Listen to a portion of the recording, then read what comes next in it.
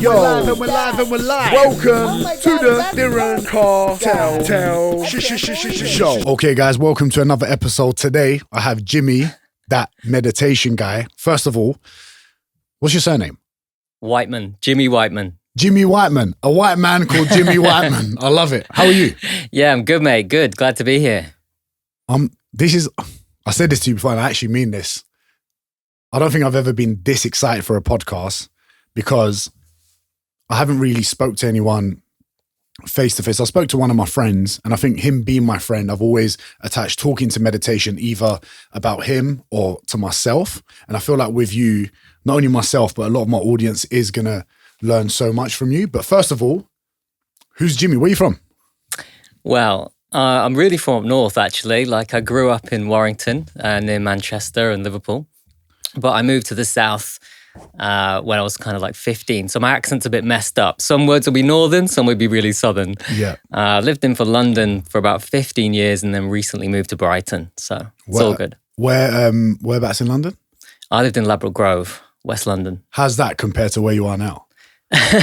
Well, now I'm very much in the suburbs. So, by the beach, very, very quiet life. Yeah, very different. But I really loved it there, actually. I had a great time living in sort of near Portobello, all the clubs, all the bars of London. I lived there through my 20s and my 30s. So yeah, it was great. Your 30s? Wait, how old are you? I'm 42. Shut up. Well, I'm going to be 42 in a month, yeah. No way. Yeah. Meditation keeps you young. That's right. Oh my days. Yeah. That's amazing. Any kids? No, that's probably why. Maybe that's probably why. So how long have you been meditating for? I've been meditating. I started getting into this about 10 years ago. Okay. And the reason I got into it was because in the early 2000s, in my early 20s, I was really into the clubbing, partying scene. Ibiza, all that stuff, Thailand, full moon parties, you name it. And then all the London clubs, a lot of my friends were DJs, club promoters. So I was really into that whole world, basically. Yeah. And as you might know, or you might have seen in some of your friends, you do that lifestyle for long enough, you're going to have some mental health problems. So I had really chronic insomnia as I was getting into sort of my mid-20s to my 30s. And also some bouts of depression that I think is probably linked to that lifestyle. Okay, yeah. And that's when I started to look for ways to figure it out. So if you start Googling around fixing those problems, you keep coming up with meditation as a potentially good solution that's scientifically proven. And it all started there for me. What is, for the people that don't know, chronic insomnia? That would be, I would go to bed at like 9, 10 p.m. every night and I wouldn't be asleep until like 3 a.m., something like that. And I was really, really struggling. Really? I still managed to keep my life afloat though. But it was just a struggle every day. You're just always thinking about how tired you are. And that led me to feel kind of depressed. And then I used alcohol in order to get me to sleep every night. And that in itself is a vicious circle because you just need more and more and more to keep knocking you out every night. Yeah. So I knew something had to change. And that's when I started looking at meditation as like just a way to get to sleep. So it was all about sleep CDs back in those days or sleep meditations off YouTube. And were you working at this point? Were you working a lot? What were you doing for work? I used to work in a travel company, so a desk job. And it was a pretty cool job, actually. I used to get lots of time off and I could go and travel the world and I got really great deals. So it was pretty cool. But day to day, I found I didn't really like working at a desk. It just wasn't for me. Yeah. So I had this idea, I had this vision in my mind that this is when I was about in my mid-20s. I had this vision where I thought, if I could rearrange my life so that I work from my laptop and I make all my money from the laptop. Bear in mind, this is 2006-07, so it wasn't a normal thing to do back then. I could go and live somewhere really exotic and beautiful and all my problems would be ended. I'm sure that's what I need in my life. So I quit my job. Me and a mate started a business online and well, it was pretty tough at first. We were broke for quite a few years, but after about 5 years, it really took off. It was all about SEO and affiliate marketing and all that stuff. And sure enough, at a certain point, we took off to this exotic location. We went to Tulum, Mexico. Sick. And we were just living the good life, partying it up, drinking loads, having fun. I still had some like insomnia, mental health problems going on, but I didn't really care because I was having a good time. Yeah.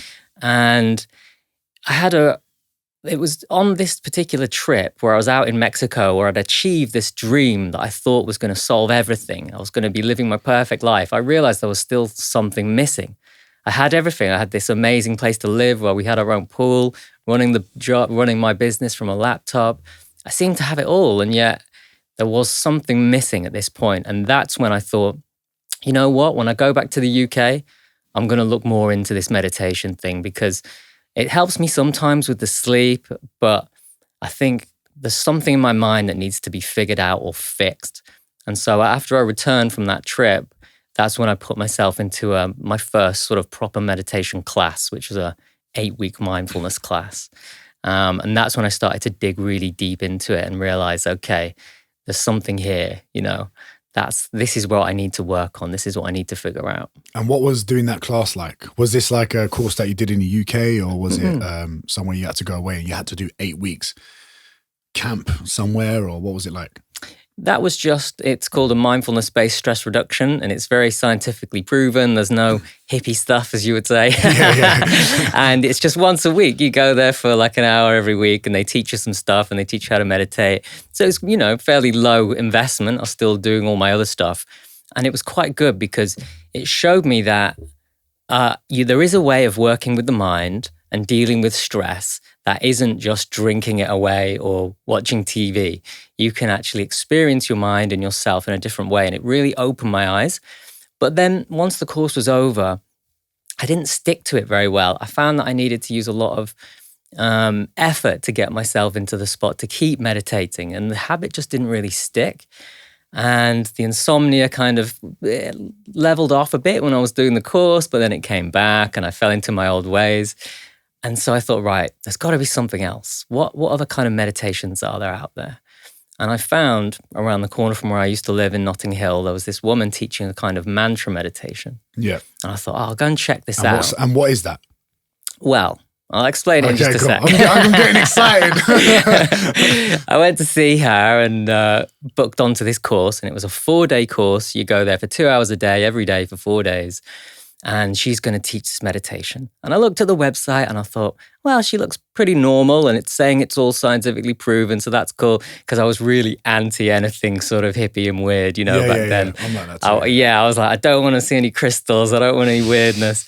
So anyway, I go along and within about the first 15 minutes, I'm in there with a group of people and we're all looking at this picture of an Indian guru on the wall. She's singing a song in Sanskrit. Yeah. There's candles and fruit and flowers everywhere. And I'm thinking, oh my God, what have I got myself into? So I was kind of put off by this originally. But after that, by the way, that's called a puja ceremony. In India, it's completely normal. It's just a way of showing respect for the people who brought these practices. Yeah, okay. It's just at the time, I didn't know what it was, so I was kind of freaked out. Of course, you're diving into the deep end there, not knowing what's happening. I bet you walked in, you're like, what's this? Am I in an orgy that I don't know Yeah, about? That's it. I was like, oh my God, I'm in a cult. So from there, it was like, okay, it all settled down. She taught us the technique, and a mantra, you can think of it as a soothing sound with a vibrational quality. Yeah. It comes from an ancient spiritual tradition in India, and people have been meditating on mantras in order to bring about certain changes in consciousness. Yeah. And she taught us this very simple and easy technique of how to meditate in an effortless way using a mantra in order to help you kind of drop away from the surface level of the mind down into a deeper levels of the mind, more subtle levels of the mind.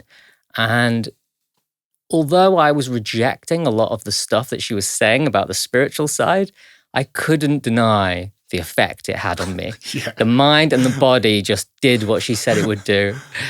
And after that course, I went home, I went to bed at 9 p.m. and just slept like I'd never slept before. And I've never had a insomnia problem since. It's amazing. What you said when you were traveling and when you had everything that you wanted from online business, traveling, partying, all this stuff, that thing that you were looking for, would you confidently say that you have it now? Yeah. You do? Now, I feel like I'm still on the journey and I'm still searching and interested, but purely for the joy of it. I'm not trying to fix anything anymore. And what is it that you're searching for? Like when you say that you found what it is, and is it like a deeper level of what you already see, or is it more peace? Is it more mindfulness? What is it? Now I'm just on the journey just for fun. Okay. Then just because I'm alive and I'm here, I might as well do something with my time. So I'll carry on going down these roads, learning from interesting teachers and trying out different techniques and just deepening the practice. But I really feel like there's not that much further to go, because what I was taught quite simply is that the joy of just simply being is tapping into something inside yourself that makes you recognize you're already complete. All of those things I was trying to do to fix myself and complete myself were just overcomplicating the situation, as it were. Yeah. So what you said about alcohol and all that stuff, I actually did a post the other day about it. How, like, what I was asking people why they drink. Is it for pleasure or is it for an escape? And I feel like when we do, say, drink or do substances of whatever, if it's for an escape, I think we're avoiding the conversation that we need to have with ourselves to overcome whatever issue that it is that we have. And what do you think, like in society or people or with clients that you work with, how could they start improving their lives, or to have this inner peace that, say, you have, that I think that I have? How would you tell them to start? Well, good question. The way it was taught to me, the teacher said, you don't have to make any lifestyle changes. You don't have to do anything. All you got to do is do this kind of meditation that I'm going to teach you 20 minutes twice a day, and just be religious about it. First thing in the morning before you have breakfast, and then again later in the day. Just do that and let everything unfold as it will. Now, I don't reckon that works for everybody. Yeah. But for some reason, for me, I found that just worked. I just did the meditation and I just didn't worry about anything else. And what I found was, because my mind was more clear and my nervous system was calm, I didn't feel the need to like drink alcohol in the same way. So I noticed that after a few weeks, I'd go and open the fridge and I'd think, God, those beers have been in there for like a week and I haven't drank them. That's so weird. Like normally I would just cane everything straight away and then be like walking to the shop at 10 p.m. to get more. Were you a big drinker? Massive. Really? Massive. What's massive like? Is that you? Oh, I used to drink Monday to Friday. I'd drink at least a bottle of red wine every night. Really? Oh yeah. And then at the weekends, I'd just like oblivion. So, really? Yeah. Oh snap! But okay. it was like fun though. A lot of the times, you know, I was very social, so I was with friends, I was hanging out. But then I would also drink on my own. I would drink every day. Yeah. And did you see? You were like, shit, this is going to become a problem. Oh, I'd stop now and again and like get into the gym for a while, but then I'd fall back into it. Yeah. And do you drink at all now? Now I have just a very normal relationship with alcohol, so I never really crave it. I'm never really that. Don't really tend to have it in the house, but if I meet an old friend, we can have a beer. It's no problem, you know. Yeah. So it's just take it or leave it. There's no craving anymore. Yeah, I noticed. We just met today, and within half an hour, you declined free opportunities of any level of caffeine. I noticed, and I'm assuming that is on purpose. Is that to avoid any sort of stimulus to your brain, or is there another reason for that? I just like how my mind and body feels right now. Okay. In this moment. So if I put some caffeine in, I'll get all excited and it just won't feel as comfortable. And you'll be like me. Yeah, as enjoyable. Well, you probably have, because you're used to it, you have the caffeine, it makes you feel more normal to have it. Yeah. For me, it'd be very strange because I gave it up to do this original meditation course and I just never picked it back up again. Okay. I just thought, oh, this is what it feels to not be like overexcited in the nervous system and the mind. Yeah. And it feels good. I want to hang on to this. And how long have you been doing that? I learned that kind of meditation, I think it would be 7 years ago. So you stopped caffeine 7 years ago? Yeah. Oh, wow. And I practiced that kind of meditation 20 minutes twice a day, every day for about 2 years. And then I went, okay, I've got what I wanted from this. I've cured the insomnia. I've cured the the sleeping thing. I should probably say that if somebody has got these problems, you know, it might not necessarily work that way for you. Maybe see a therapist if you need to. But for me, it just seemed to work. And then my interest in it shifted from fixing problems to, I wonder what happens if I go on a retreat and I take this to a deeper level. What's there? Like what how far can I push this? How good could I actually feel if I keep going?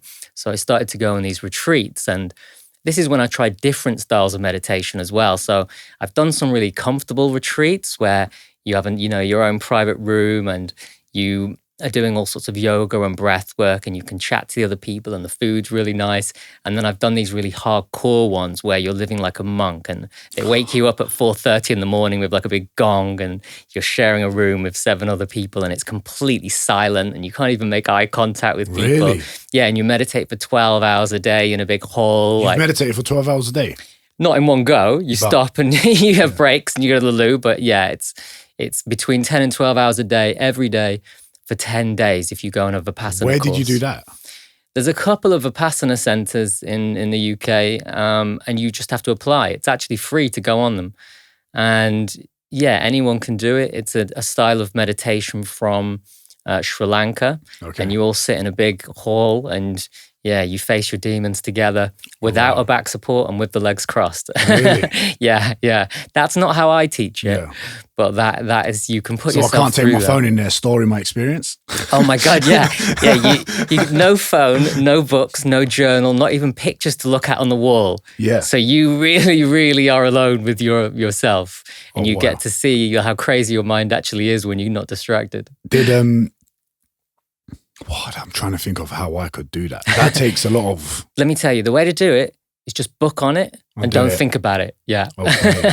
Because no, I do want to do like some sort of retreat. And to be honest, like I mentioned this to you, I think I replied to something you posted or something, and I was like, this all hit me. I started meditating and I started talking about it on my stories on Instagram.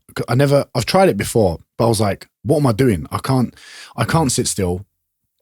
What should I be thinking about? Why isn't my mind calm?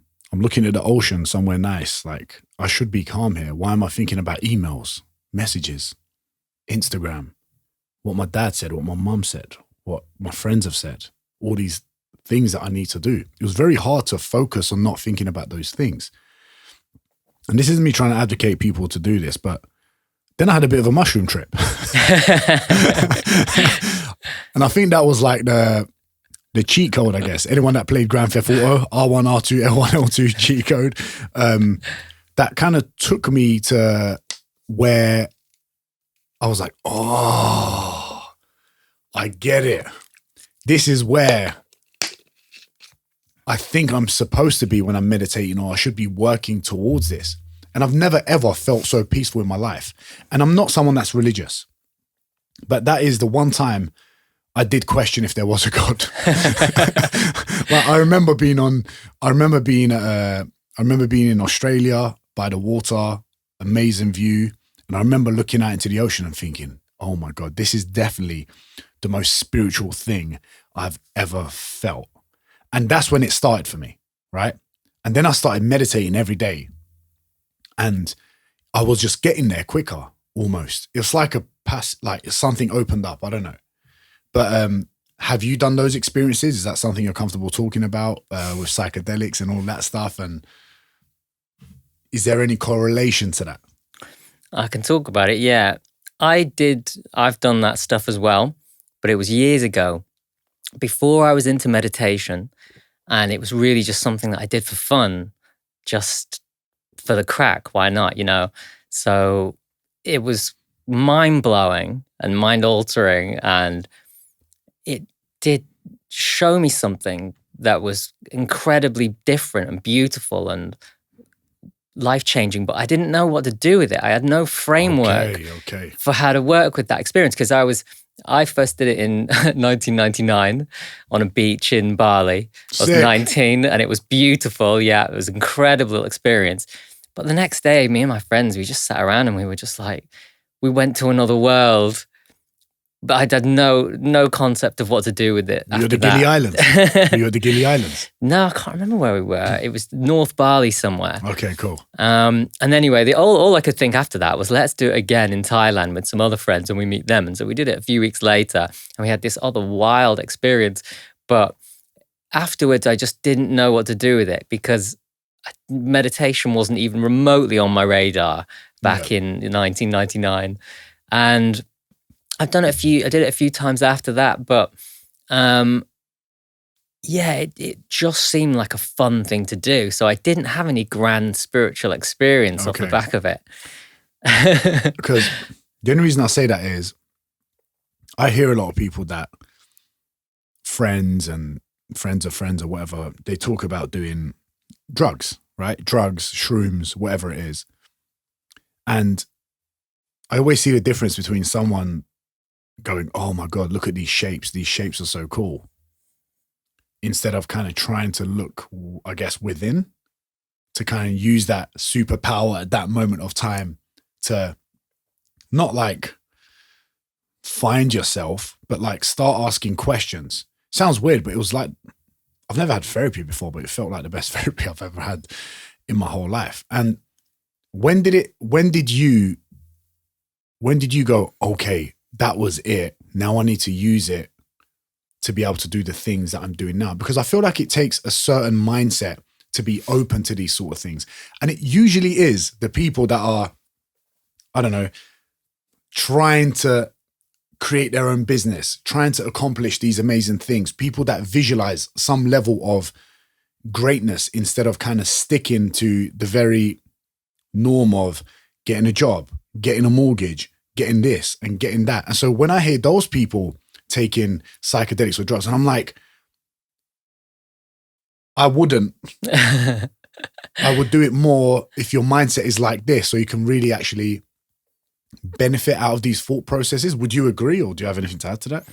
Yeah, I think I know what you mean. So it's true. What you might find is that a lot of people might take up meditation to make themselves more effective or more productive, especially because it's famous now for all these guys on Wall Street doing it and Oprah's doing it and all of these really super successful business people are doing it. But then what you might find is that you do it and you find a level of happiness that is independent of external things, and suddenly getting the promotion doesn't seem as important. But it seems to work differently for different people. So there are some people who use it as this way of recharging themselves so that they can be more clear-headed and more active and go out into their lives and just be more effective. And then some people who use it and just think, oh, you know what? I don't need all those things I thought I needed. So it's great to see how it unfolds for each individual. So all I say is like, look, I'm going to teach you this technique and then you go off and apply it and let's just see what happens. I don't know what's going to happen, but I know that generally speaking, it's good because it's going to remove stress from your mind and body. And when I say stress, what I'm really talking about is in life, we often have situations which create a lot of heavy and uncomfortable emotions that go on in our mind and in our body. And usually because of how life is, we can't process those emotions in the moment. So we hang on to them. And over time, we're picking up more and more and more of this emotional baggage as we go through life. And a meditation will help us break that up and let go of it, bring it to the surface so it can be felt and let go of. And if you keep doing it and doing it and doing it and doing it, you're just constantly letting go, letting go, letting go. And it's all happening in the background most of the time. Sometimes, sure, you'll meditate and you'll have some old horrible memory come up and you'll face it in that way. But it's rare. Most of the time, it's all happening in the background. So you start to feel lighter and lighter and lighter as you keep going. And that's why I think people, it's subtle, but after a while, people do start to feel like freer and more open. Yeah. Yeah, I'm not going to lie. I've cried before after I've meditated. Oh, yeah, it's common. And I'm like, you know, but you kind of don't know, but you feel this sense of relief, you know, and it's actually amazing because you feel so powerful after. You feel almost invincible. And then you realize how much impact your mind has in your life, you know? And I think one of the problems with people like novice when they're starting is I think there's too many expectations when they start meditating. And I think that can possibly ruin things because they expect something 5 minutes later. And what would you say to them? You're exactly right, because most people have this misunderstanding that meditation means to clear your mind of all thoughts and have a blank mind. And so they try and meditate, thoughts come, and they think, oh, well, I'm not meditating if I'm thinking, so this is wrong somehow. Okay. And then a whole layer of story gets wrapped around the fact that I'm supposed to be having some experience, but I'm having this different one. This different one is wrong. How do I fix it? I'll tell you a funny story. When I first tried to meditate, doing the breath, I felt this is exactly how I felt. I need to get rid of all these thoughts. It's supposed to be a thoughtless experience. But thoughts kept coming. And I thought, right, what if I imagined, like, you know, those deep sea diver helmets around my head? Yeah. I thought, imagine one of those around my head. And then when thoughts come, I'll just kind of imagine pushing them outside the helmet. And so they can't get back in.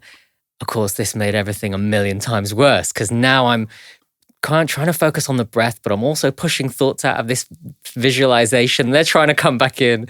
It was a complete mess, a complete overcomplication of what should have been a very simple thing. Now, what I teach people to do is accept the thoughts in the same way that you would accept birds singing outside or the wind in the trees. You have the same amount of control over thoughts appearing in consciousness as you do over those things. So just, you can let them come and go, just be completely disinterested, and it will all just resolve itself as it goes on. So the key is to accept those thoughts. And would you say for the people that... But don't get involved in the content. The content's irrelevant. So that's the important thing. But it's just a thought. It's empty mental phenomena. Okay, so don't think into detail. Yeah. Know it's there and know it's kind of like passing by. Because,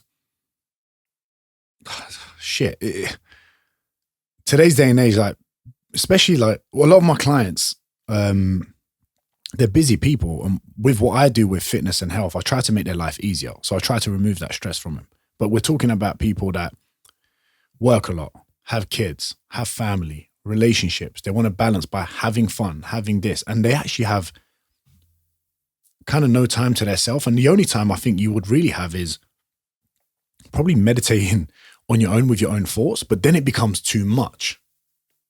So I think that is probably the hardest thing. And for someone that is starting, that's going, okay, I'm going to do a 10-minute meditation. What, in your eyes, would be the perfect way to start, like time-wise, for someone that is just starting? Obviously, each individual would be different, but what would your advice be on that? I'd say try and get it up to 15 minutes as quickly as you can. So if you find that too hard, okay, no problem. Do 5 minutes, then the next day 6, 7. But if you can get it up to 15 minutes, then around the 15-minute mark, that's when certain biological shifts are going to kick in. You've probably heard of the fight or flight response. Yeah. So somebody threatens you in some way, all of this stress hormone gets pumped into the body, and lots of things kick off to make you be able to handle that situation. Well, funnily enough, in the same lab where they discovered that, this guy called Herbert Benson discovered we have the opposite trigger called the relaxation response. And we can push that button and it does the opposite. It clears out all the stress hormones from the body and it introduces a bunch of happy hormones like serotonin and dopamine and oxytocin. We can trigger that whenever we want. And it's about the 12 to 15 minute mark in meditation where that tends to kick in. It very reliably kicks in if you're using mantra. It can also kick in if you're focusing on breath, but it's a little bit harder. So I say, if you're looking for a time, try and make 15 minutes the minimum. Like try and push for that. Yeah, That's interesting. Or work up to it slowly if you're struggling. Because I was always like, if you can't even do 2 minutes, why would you try 15? That was my mentality with it. Would you say I was wrong in that then? Yeah, because the first 2 minutes will be pretty tough. Okay, but it gets easier as you go on. Okay. So rather than doing, say, 5 minutes slots 3 times a day, one 15-minute hit would be better. Because, the triggers go around 12 to 15 minutes so in. Even if you're a beginner, you're saying just push through. Hit that 15, put that timer on. If you open your eyes, close them back, or Or if you're, I don't know, staring into a forest or something. Well, I would say, yeah, but just don't overwhelm yourself. Okay. So I don't want anyone to push through or overwhelm themselves or re-traumatize themselves if it's really difficult. No, just build up slowly. Okay. But you got to bear in mind as well that there are different types of meditation. So we're talking very broadly here, but I have a feeling that we do quite different meditation because you're using concentration and focus to some degree to concentrate on the breath, I imagine. Whereas there are other ways to meditate. Like I sometimes teach people something called open monitoring, where you just sit there and you do absolutely nothing whatsoever. And then you just watch from a kind of detached position what's going on. So you might label it. So you'd be here meditating with your eyes closed. And if your inner monologue talks a little bit, you'd recognize, okay, I'm having a hearing experience.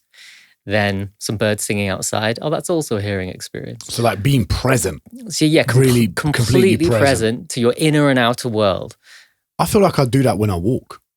Yeah, you probably do. I do that when I'm walking. When I'm in the park, every morning I go for a walk. And without going for a walk, I feel like I need to start my day like this. I need to start my day like this. It's almost like, and then I go do like a 10-minute, to be honest, I don't even time it if I'm being honest.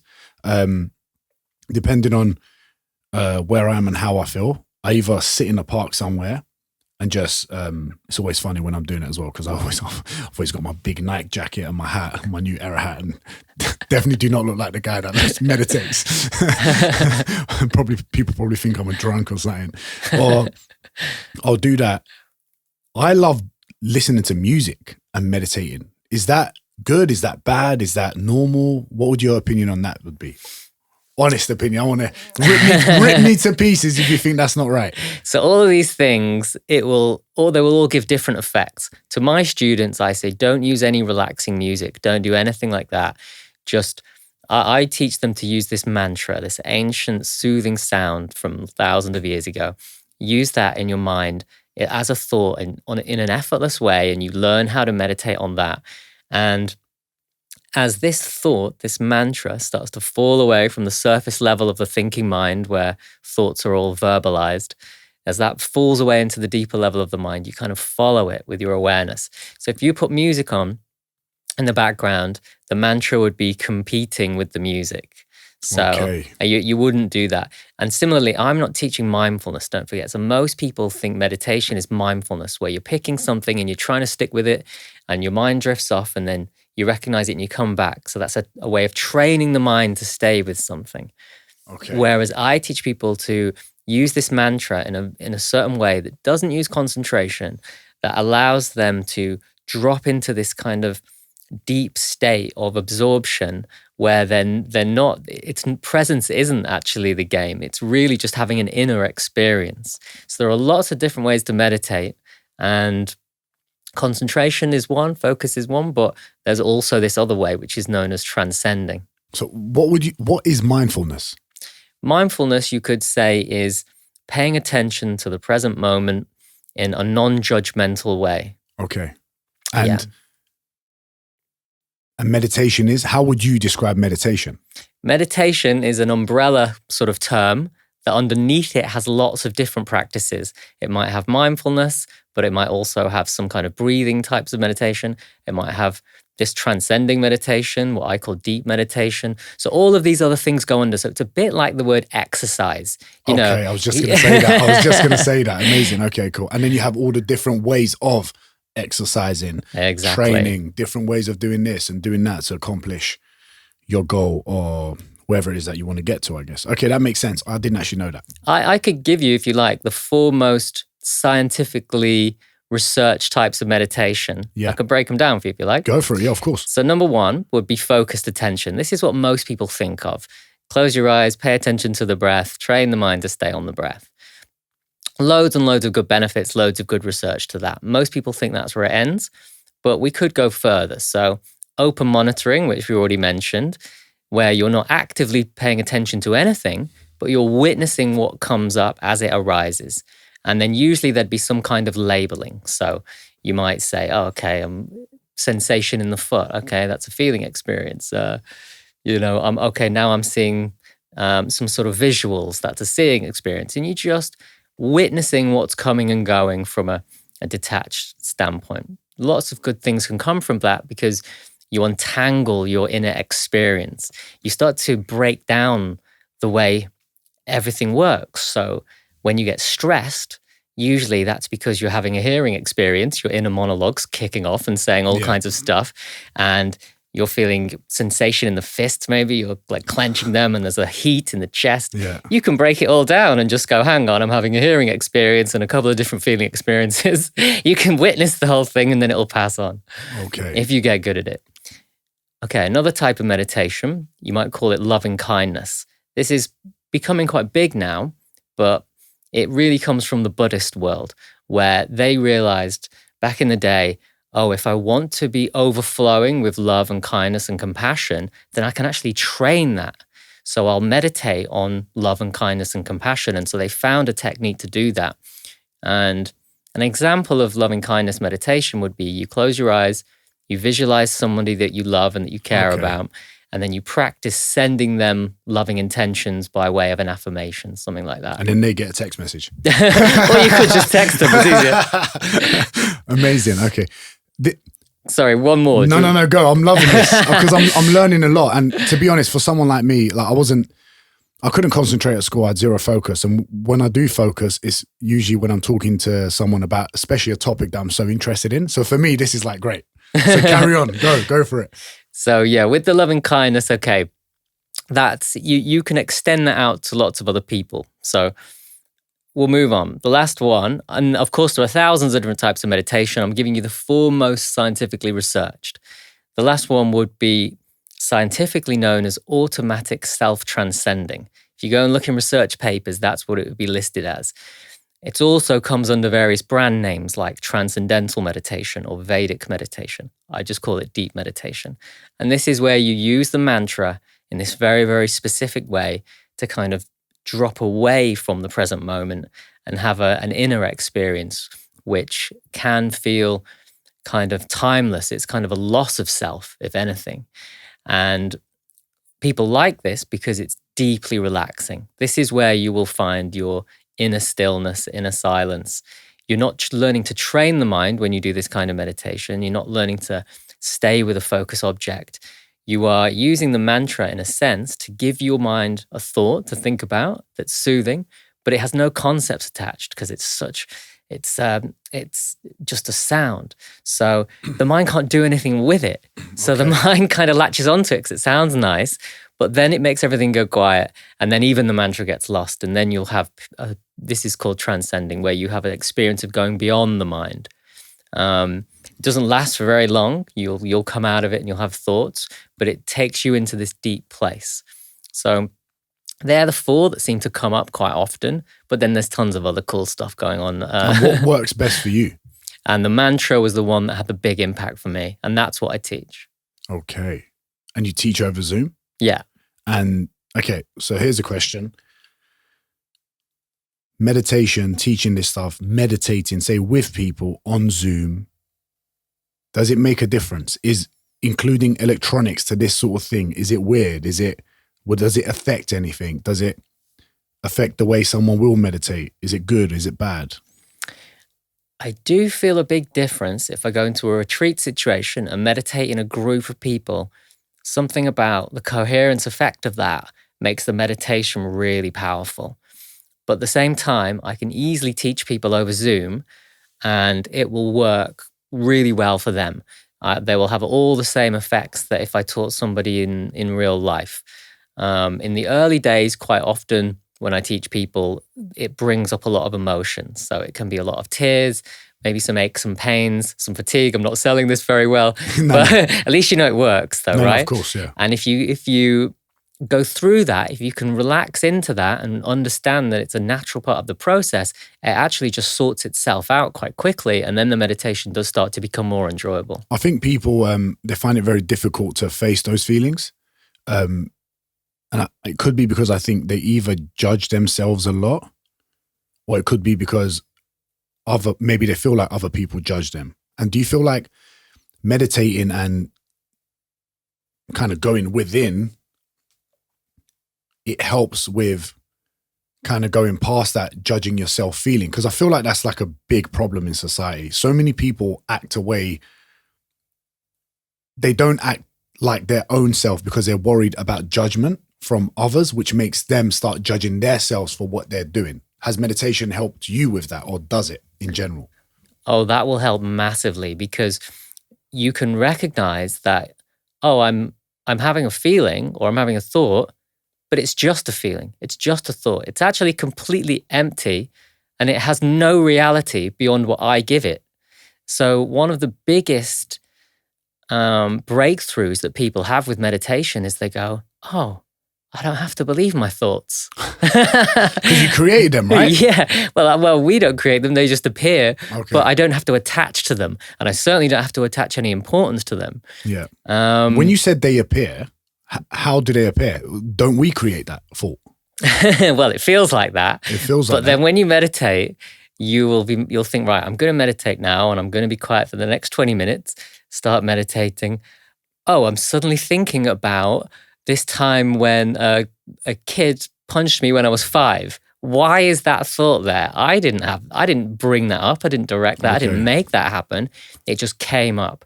So it came from somewhere in the subconscious, and we're having thoughts and feelings all the time.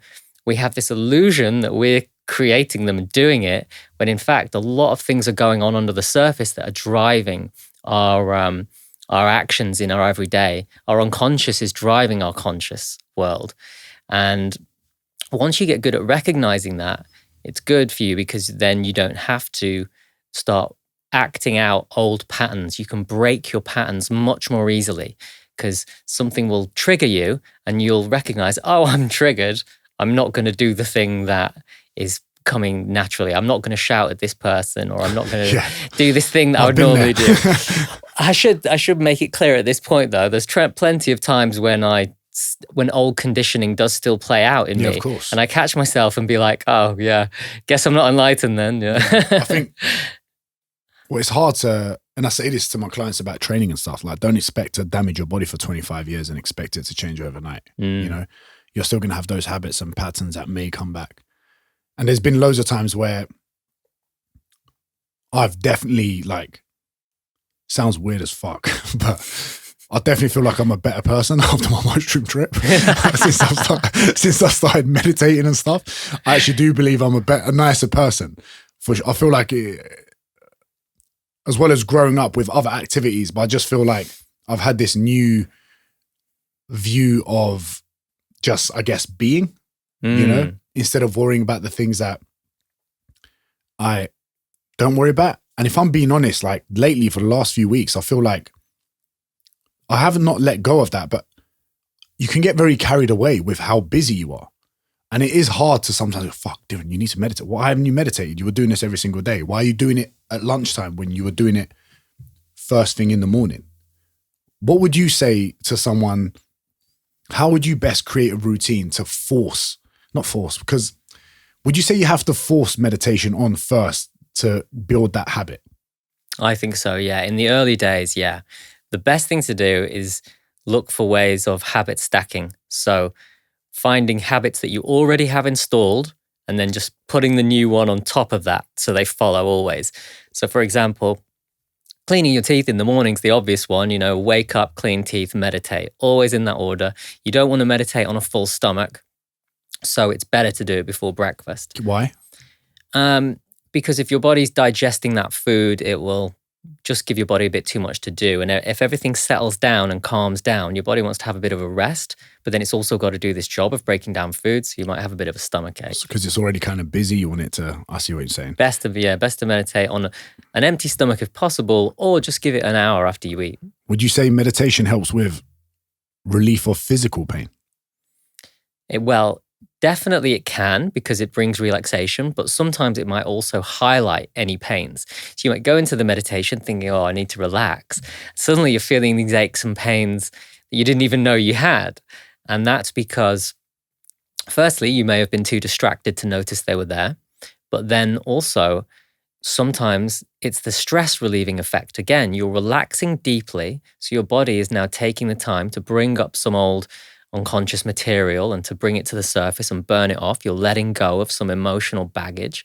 And sometimes that will create aches and pains in the body. So it's not so simple as to get rid of pain, but sometimes it might even bring it on, but it won't last. It will go.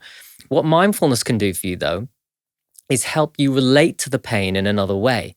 So what you might do, for example, I was on a meditation retreat once. I was sitting cross-legged and my legs were killing me, my back was killing me. I was like, why am I doing this to myself? And then at some point, something's just switched. And I realized that this pain in my knee wasn't actually the problem. The problem was that it was creating all this sensation, and then my mind was making this huge story out of it. Like, it's going to go on forever. I'm probably damaging my knees. What, this isn't fair. All of this drama. And I suddenly realized when that dropped away that really all I was experiencing was a combination of pressure, heat, and tingling. And it really was nothing to be scared of. And in fact, I could put my attention there and just experience those things raw without all of this mental overlay. And all the problem just fell away. It took about 50 hours of meditation to have this understanding, but suddenly it was there. And so for a normal person who isn't doing crazy retreats and stuff, you can take your attention to the pain and have a full experience of it if it's not too overwhelming. And weirdly, by facing it, you'll find it all calms down because a lot of the problem was your mind making a big deal out of it. I feel like I do that with some things that are not pain related, but other things that could possibly trigger me. And then my mind goes to some weird fucking place that is not even related to it. Yeah. And I think like the mind is so weird. And I've noticed when I'm not in that routine of meditating every single day, it definitely doesn't it's almost like charging your brain, isn't it? I think of it like that, recharging yourself, yeah. That's what it feels like. Like a laptop, you need to switch it off now and again, power down, close the windows, do a restart, and when you bring it back on, everything works better. The kind of meditation I teach, I often use that as the analogy. What would you say to people that meditate? Because I've spoken to a few people and I've heard girls say stuff like, yeah, I meditate. When I say girls, I mean like girls I've chatted to. They're like, yeah, I just meditate in the bath. And I'm like meditate in the bath like what? With your candles and that. I don't know. What would you say? Because now it's cool to meditate now, isn't it? Because now it's cool to meditate, right? So, and I feel like people are now saying stuff for the sake of saying it, or just kind of almost, and when someone's not genuine about it, because you're like, nah. You're not enlightened, mate. You can see it with someone. What would you say to those people? As in, should you be seated upright, legs crossed, eyes closed, or say someone that's starting new? I have a good analogy for this. So take the world of exercise. To my granddad, right? His exercise every day is to walk around the block back to his house. Yeah. 10-minute, done. Twice a day, 10-minute little walk. And that's his exercise, and that's perfectly good for him. That's fine for him. I have other friends who are, hardcore into the bodybuilding. Some people are into ultra marathon running. So it just depends on what level you want to meet it at. The people I'm teaching, I'm saying you're going to have to get a bit more serious because you're going to have to be sitting up with the back supported. It doesn't work if you lie down. You can't do this in the bath. You want to save it for a time when you can sit quietly, comfortably, back supported with the eyes closed and not be disturbed for at least 50 minutes, ideally 20, 25 minutes. If you can find that time in your day, twice a day, do this practice, your life will change. Of course, there are some people who take it way more seriously and who do hours and hours of practice, and then some who do even less. So it just depends where the person is. But for most normal people with a busy life, I can usually convince them to get the 20 minutes twice a day, because once they feel the ROI and they realize it's working for them and it feels good, then they'll suddenly make the time. That's good. I love all this stuff because I'm learning as well, and I'm like, because it's really interesting to me. And because when I started meditating, and it was weird. I know I'm a personal trainer. I've been doing it for like 10 years, right? And fitness to me is, in my eyes, I was always like, this will change your life. Like, you'll actually live longer because you'll be healthier. But now I think meditation is actually more powerful than that, because I do think there's a huge correlation, a huge link between exercise and being mentally healthy. Would you say you've noticed any of your clients, or maybe yourself even, when you did go into that state with meditation and stuff, you started to become, you just naturally started making healthier choices, say, you know what, I'm going to exercise today, or I'm going to go for a longer walk. Did that happen for you? And is that what happens with your clients?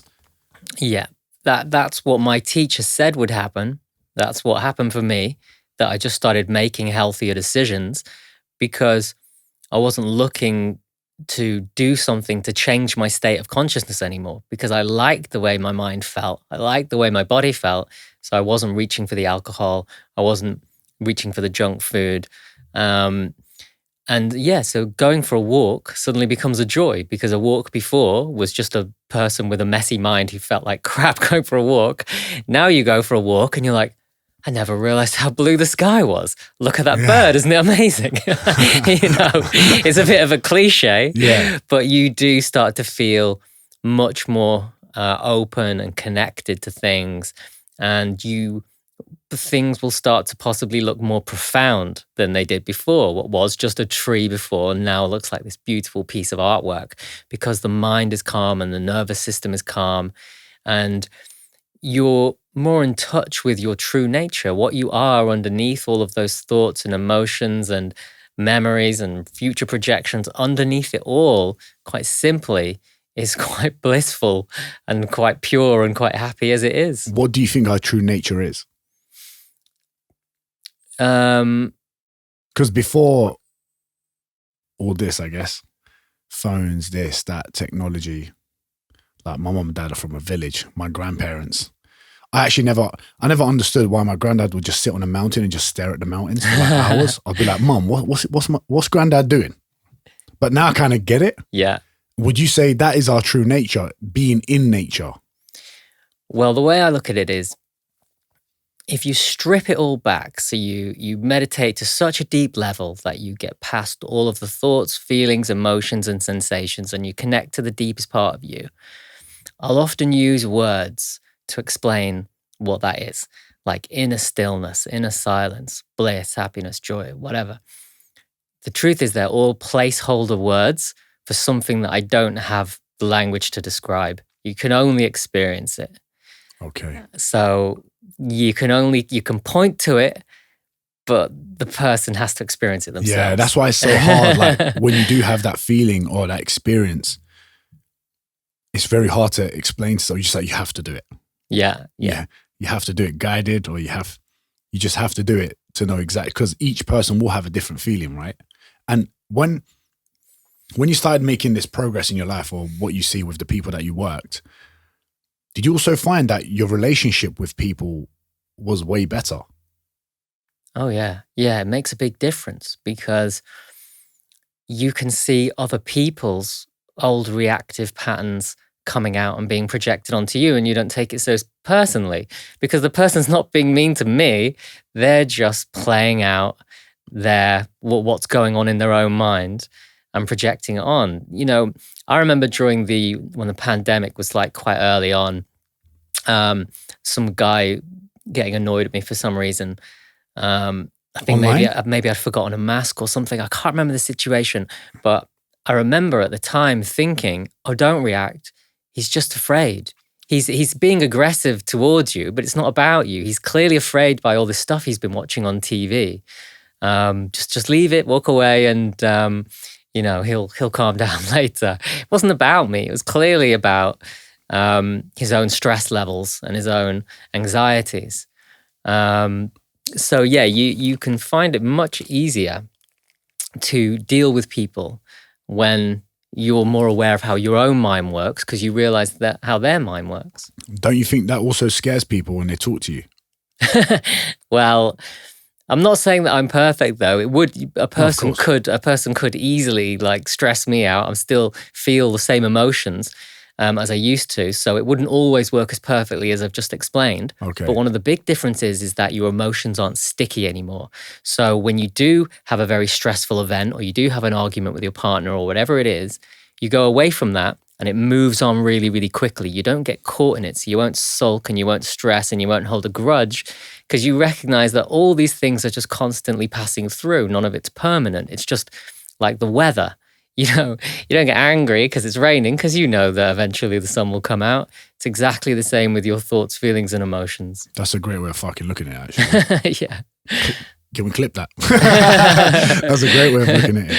And you can learn to see yourself like that. The old analogy is that, think of yourself as the sky and the weather is what's moving through it. Usually we're so caught up in the weather that the weather of the mind, in this case, the angry thoughts, feelings, and emotions. Yeah.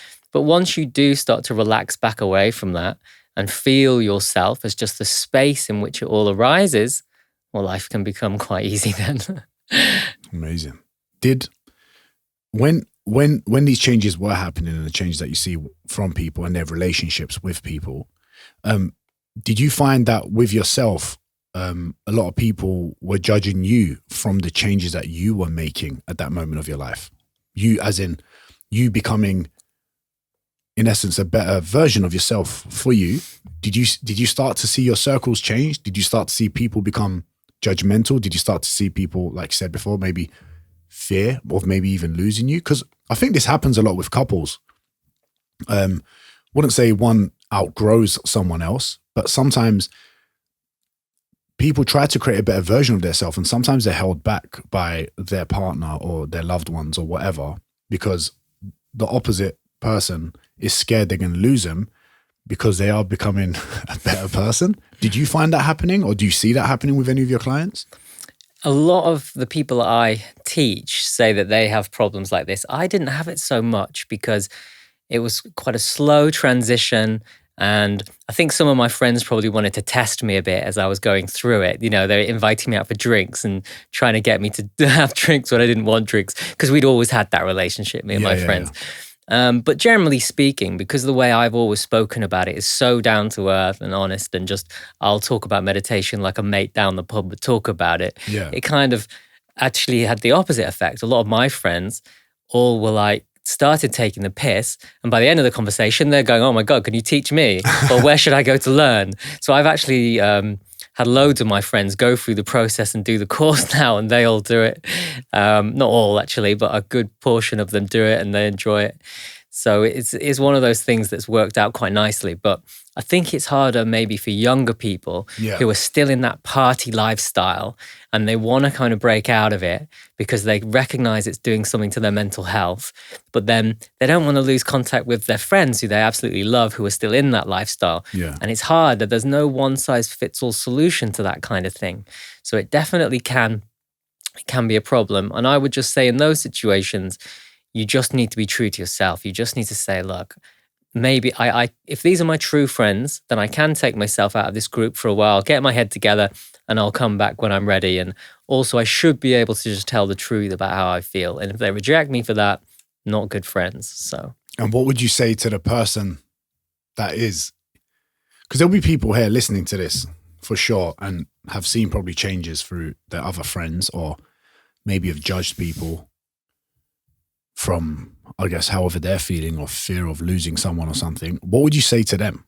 What would you say to, what should they do? Because I guess a lot of people with some level of hate, jealousy, there's a problem there. Yeah. I think anyone that has any level of hate or is jealous, because I've never really trusted anyone that's jealous, and you see it with your friends sometimes. You tell someone something good that happened, tell them a story, and you can see from their body language that they're not actually happy for you. They're actually very jealous. And I've got zero tolerance for that, if I'm being honest. What would you say to that person? Because those people, 100%, there'll be some that's listening, they need to fucking change. What would you say to them? How would you say to them, how would they recognize it? What could they do? How could meditation help? Yeah, that's an unhealed part of you. If somebody's telling you about a great thing that's happening in their life and it's making you feel annoyed, then of course that is just some part of you that is hurting, that can't feel happy for that person. And so the only thing that you can do is try and become more conscious of that. For some people, therapy works great for that. I've never done it personally, but I can really see how that would help, because you get support of another person who knows what they're talking about to help lead you through it. Meditation helps you because you start to become conscious of your old reactive patterns and how your mind works and why your mind works. I was on something the other day where I came into contact with this person and they had like quite a bad vibe. There was something quite aggressive about this person.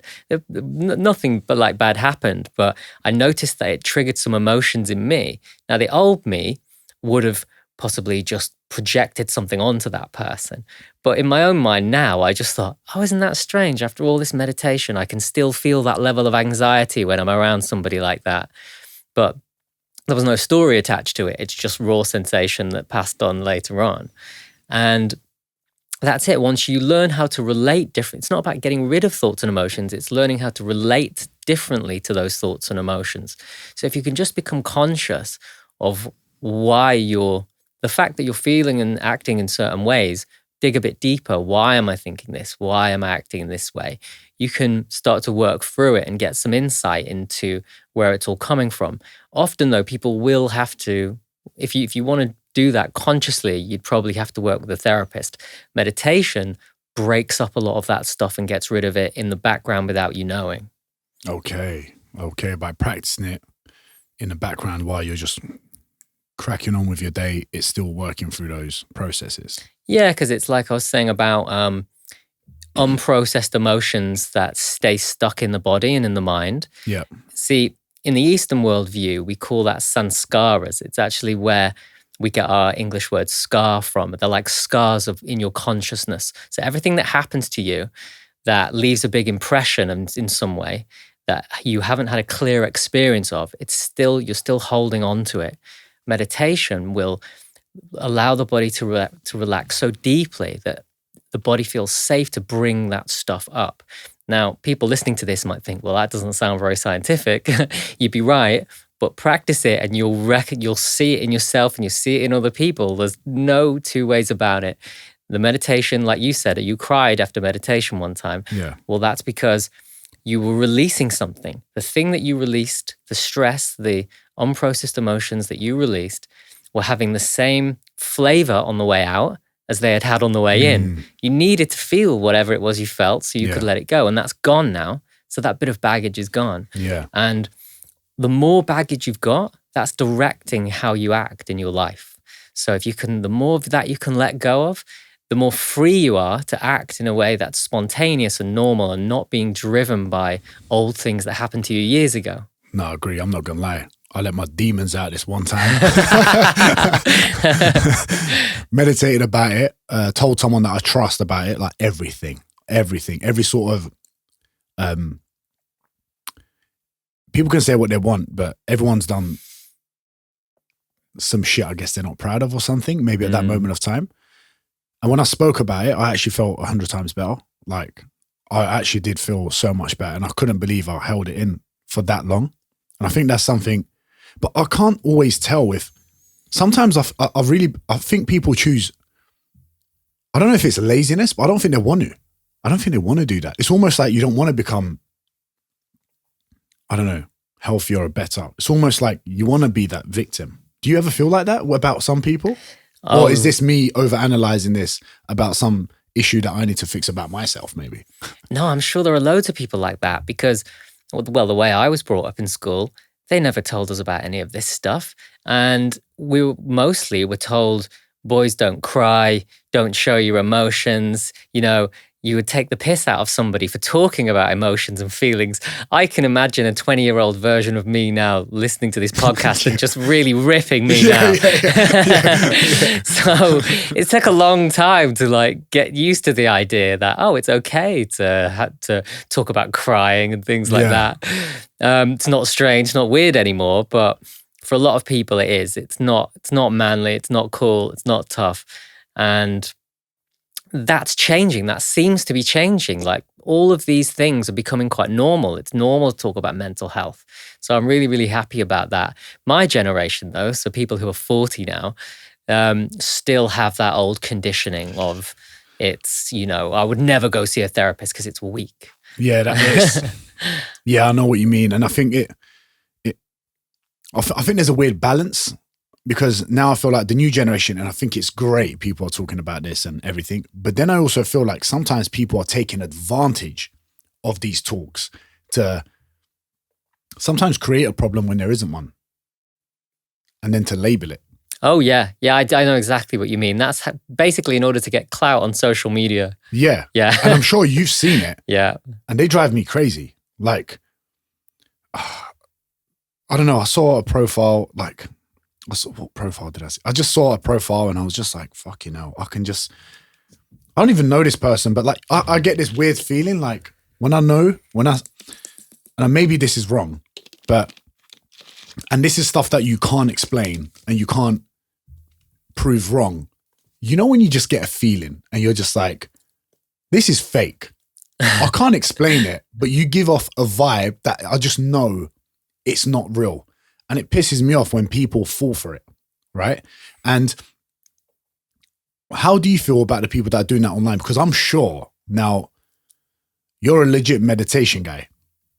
And I'm sure you probably get guys like me now talking about meditation or people that are trying to kind of jump into your scene, but have not actually done the things or know the things to teach people. How do you feel about that? And then does that make you angry? And if it does, how do you deal with it? It doesn't really make me angry, but I do see it quite a lot. Yeah. So I see these people on social media who clearly have just basically downloaded an app, done some meditations, and then now say they're a meditation teacher without really being trained by anyone or He's going not talking through the about processes. me, by the way. And so I see it and I just think, well, it's not that damaging actually, because what will happen is people will go and try and learn with them. They'll pick up some basics because the basics are very, very simple. And once they recognize that there's no further to go with this person, when the person can't answer their questions, then they'll probably move on. The only problem is sometimes in the spiritual space, you do get people who are really, really full of their own ego and are trying to put themselves as a spiritual teacher. Okay. And I think that can be quite dangerous, because people who go searching and when they get put with the wrong kind of spiritual teacher, that's when you get, cults and all. What's a spiritual teacher? Well, people who are just sort of essentially labeling themselves a spiritual teacher and making out like they have some special knowledge about the truth of it all, Okay. I see a lot of this on Instagram. And so what I would just say to everybody is just work on the assumption that nobody has all the answers. Listen to your own inner voice and go with your own direct experience. I teach people meditation. So I like to say I teach you a technique, but I'm not going to start telling you how to live your life or what you should do or anything like that. You have to walk the path. You have to work it all out. Use this technique to help you do that. Do you think we already have all the answers? No, it's a huge mystery. The meditation helps you get close to the mystery and live in the mystery more. Okay. So you think there is no answers? As in, like, sometimes when I think about things and I ask people stuff, I'm like, why don't I just ask myself and kind of look within? And I know that might sound a little bit weird, but almost like I feel like I already have the answer, but I'm just maybe need clarity on it or reassurance on it. But you're saying it's all a mystery. Well, I think we may be talking about two different things. Okay. So I agree with what you said, that meditation really is the tool that you can use to get quiet enough to actually hear your own inner voice and your intuition and figure out what you actually want. Okay. So that works quite nicely. But if you're talking about, I thought we were talking about the wider reality, like what is this life? What is this universe? That's the big mystery. And meditation can even help us get closer to that, but you're never going to solve it because the human mind can't wrap itself around that. You know what? We should do some shrooms and talk about it. I was going to say, like, I remember me and my friends at one point, we were in Australia, we had this huge fruit platter and we were solving world problems. And it was such a weird, amazing conversation. And then another time I was actually in a cabin with a friend, and did shrooms together. And I was just looking out into the stars, right? And it's just like, I was like, none of any problem that I thought I had, when I just kind of thought about the universe, I was like, how was whatever problem I thought I had, how is that even a problem? Like, my problem is so small. I'm so small in this universe. Like, it kind of helps me overcome,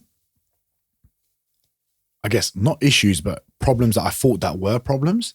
And what advice would you give to someone? Like, is there something that you attach something to when you do feel a bit stressed or anything, where you're like, hold on a second, this isn't really a big problem? Is there something that you do, or a way of that you deal with it?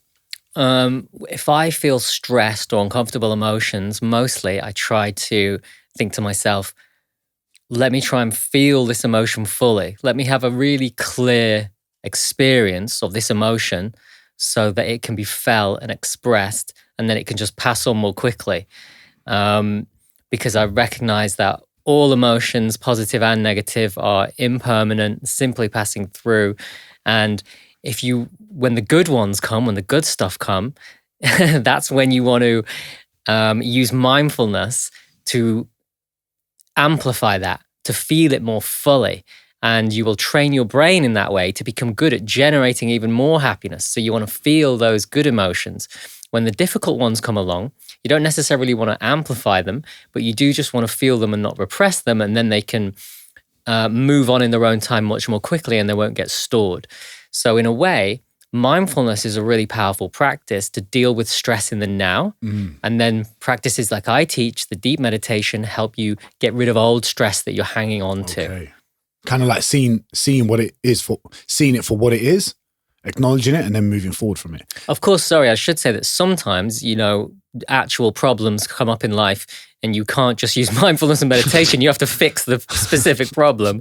So don't use meditation to just hide away from problems. Oh, my car's broke down. I won't take it to the Exactly. I won't take it to the mechanic. Yeah. I'll just meditate on it. But that also does, like, it remind me of, because I do think, like, it's hard to get people to take meditation, I guess, seriously in a way, when all the funky hippies are talking about in a mad way, living up on some mountain, and people like can't relate to it, right? Which is why I wanted to bring you in, because I was like, oh, I can relate to you, because like you're in my world, but also have been in another world and kind of like connected it, I guess, in a way more relatable way to a wider range of audience. Do you think some of those people get really lost in their ways and really lost in, I guess, that hippie life where they're actually not even kind of connected anymore? It's funny. Somebody told me this story once, that they said they went and lived on this hippie commune in the middle of nowhere, and it was all about, being vegan and meditating and doing yoga and stuff. And when they talked about leaving the commune to go into the local town, they would use the weirdest language. They would say, oh, I'm going to have to go back into the storyline later. They considered themselves like the real world, this kind of like storyline that everybody else is involved in, and that they were outside of it in their commune. And I always found that really, really strange. So I imagine there are some places where they do become very insular and they do have their own little world. But is it bad? I don't really know. I mean, I'm sure lots of those places, they have a great life. So do you find that those people think they're better than other people, though?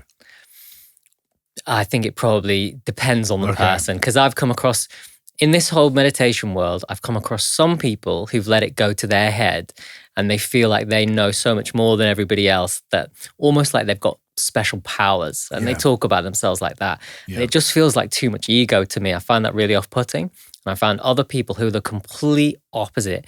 You can tell when you interact with them that they want nothing from you whatsoever. Yeah. And they're just doing what they do because they're here now, and why not? They've got something to share, and that really appeals to me. So I try and always keep that in mind. Like, that's exactly what I want to be, like, not feeding the ego, but treating people in that way, which is why, weirdly, I don't even use the word clients because it feels strange when I teach people meditation. Yeah. Would you say, because it should, well, I don't know, you tell me, would it, when you're meditating, do you reckon it strips your ego? Yeah, it can give you a brief holiday from ego consciousness. So you can lose all of that, all of your past history, all of your thoughts and feelings, and all of the identity that you've built up. You can lose all of that. And that can be very powerful. In some types of meditation, it suppresses the part of the brain called the default mode network, which is kind of the home of the ego. So if you keep doing it for deep enough and for long enough over time, your ego will just start to get broken down naturally. The ego is not necessarily bad. It's not something to be destroyed. It's just who you think you are, your sense of being a self and identity. So you don't want to get rid of it completely, but it's what you don't want to take it too seriously. Yeah. Okay. And do you think it's what we create ourselves? Well, it kind of gets created as we go through life, and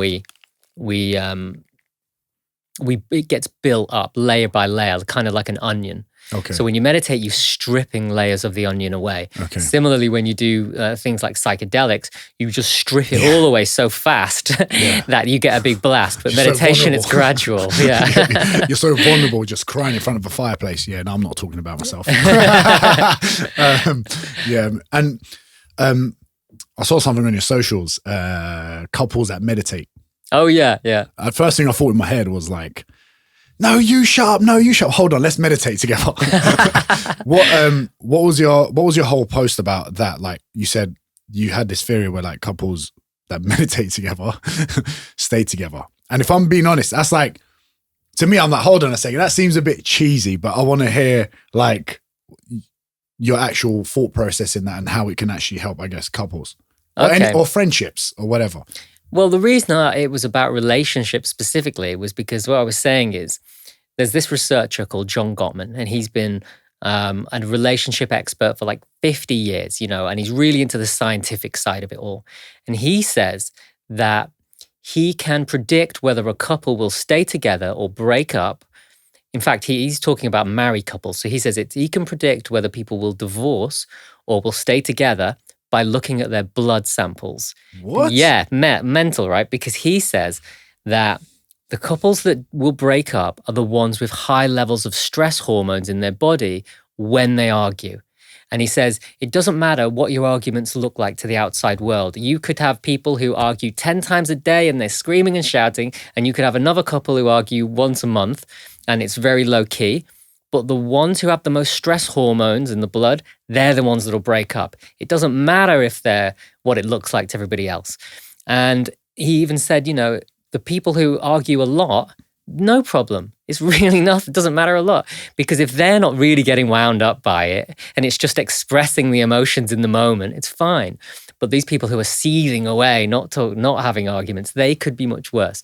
So anyway, since meditation can flush stress hormones out of the body and introduce new happy hormones, if you two are meditating together in your relationship, you're both constantly getting those stress hormones down, and therefore your relationship has a chance to, much more of a chance of being successful long term.